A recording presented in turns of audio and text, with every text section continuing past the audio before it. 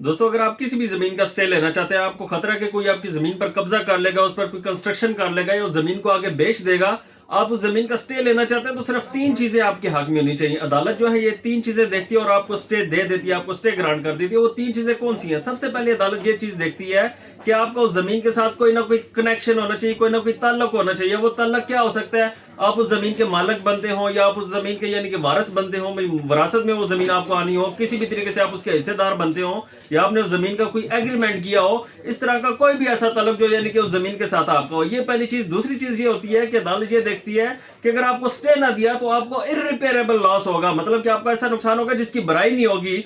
ऐसा नुकसान मतलब कि वो बंदा जो है वो आगे बेच देगा अगर आपको स्टे ना दिया, वो जो बंदा है वो कब्जा कर लेगा, या अगला जो बंदा है वो उस पर कोई कंस्ट्रक्शन कर लेगा जिससे आपको ऐसा नुकसान होगा जिसकी भराई नहीं होगी। ये दूसरी चीज देखती है। और तीसरी चीज अदालत ये देखती है, कंपेयर करती है कि अगर आपको स्टे ना मिला तो आपको ज्यादा नुकसान होगा या फिर दूसरे बंदे को ज्यादा नुकसान होगा। अगर तो जो नुकसान है वो आपके हक में ज्यादा आता हो तो दोस्तों अदालत ये तीन चीजें देख के आपको जो स्टे है वो ग्रांट कर देती है। अब इसके लिए चीजें कौन कौन सी चाहिए, डॉक्यूमेंट्स कौन कौन से चाहिए? मलकियत के लिए या तो आपके पास रजिस्ट्री फर्द होनी चाहिए, या तो आपके पास कोई ऐसा एग्रीमेंट होना चाहिए जिससे यानी कि आपने उस जमीन का कोई सौदा किया हो, कोई यानी कि आपने जमीन के साथ कोई एग्रीमेंट किया हो, आपने बयाना वगैरह दिया हो, या तो आपके पास कोई विरासतनामा होना चाहिए, कोई भी ऐसा डॉक्यूमेंट जिससे आपका उस जमीन के साथ ताल्लुक हो। अब आपने दावा कैसे करना है? मतलब जमीन का कोई भी मामला है, कोई डिक्लेरेशन का मामला है, कोई मलकियत का मामला है, कोई भी डिस्प्यूट है, उस हवाले से आप केस करें। साथ में आपने स्टे एप्लीकेशन लगानी है तो अदालत पहली डेट पर ही स्टे ग्रांट कर देती है।